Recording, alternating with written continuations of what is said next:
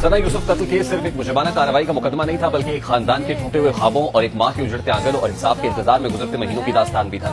2 जून 2025 को सना यूसुफ को उसके अपने घर में कत्ल किया गया तो ये वाकया महज एक जान लेने का वाकया नहीं था, बल्कि इसने माशरे में खौफ, गम और सवालात को जन्म दिया कि क्या एक बेटी अपने घर में भी महफूज नहीं। तहम कानून नाफिज करने वाले इदारों की कार्रवाई के नतीजे में अगले ही रोज 3 जून को मुलजिम उमर हयात को जड़ावाला से गिरफ्तार किया गया और फिर तफ्तीश, शनाख्त परेड, गवाहान के बयानात और तवील अदालती अमल का आगाज हुआ। 13 जून को चश्मदीद गवाहों ने मुलजिम को शनाख्त किया। हुकूमत राजा नवीद हुसैन कयानी को खुसूसी प्रोसिक्यूटर मुकर्रर किया और केस एक ऐसे मरहले में दाखिल हुआ जहां पूरा माशरा इंसाफ के फैसले का मुंतजिर था।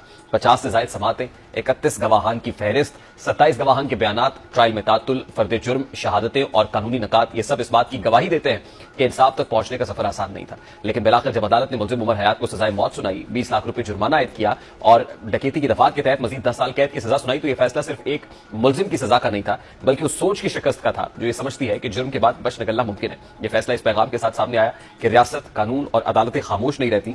ये सजा दरअसल उस मां के आंसुओं की गवाही है जिसने अपनी बेटी खोई है। ये अदालती फैसला उन रिश्तों की तकलीफ का एतराफ है जो हमेशा के लिए अधूरे हो गए और उन तमाम खवातीन के लिए एक अलामत है जो तहफ्फुज और इंसाफ की उम्मीद रखती हैं। टिकटॉकर सना यूसुफ वापस नहीं आ सकती, उनका खाली कमरा दोबारा आबाद नहीं हो सकता, लेकिन अदालत का फैसला ये जरूर साबित करता है कि जुल्म के बाद इंसाफ का दरवाजा बंद नहीं होता। ये मुकदमा याद दिलाता है कि इंसाफ कभी कभी वक्त लेता है, रास्ता कठिन होता है, सवातें तवील होती हैं, लेकिन जब फैसला आता है वो सिर्फ एक फर्द के लिए नहीं बल्कि पूरे माशरे के लिए मिसाल बन जाता है। आज ये फैसला कानून की बालादस्ती, रियासती और इंसाफ की ताकत की अलामत बनकर सामने आया है। ये उन तमाम लोगों के लिए जवाब है जो ये सवाल करते थे कि क्या सना यूसुफ को इंसाफ मिलेगा, जिस पर अदालत के फैसले ने जवाब में ये बता दिया है कि हाँ, इंसाफ ताखीर से सही लेकिन मिलता जरूर है। और यही किसी भी मुहज़्ज़ब माशरे की असल ताकत होती है कि मुजरिम कितना ही बचने की कोशिश करे, अंजाम उसका कानून उस तक पहुंचता है। आज इस केस के फैसले को अवाम इंसाफ की फतह, कानून की कामयाबी और एक बेगुनाह बेटी के हक में सुनाए गए तारीखी फैसले के तौर पर देख रही है।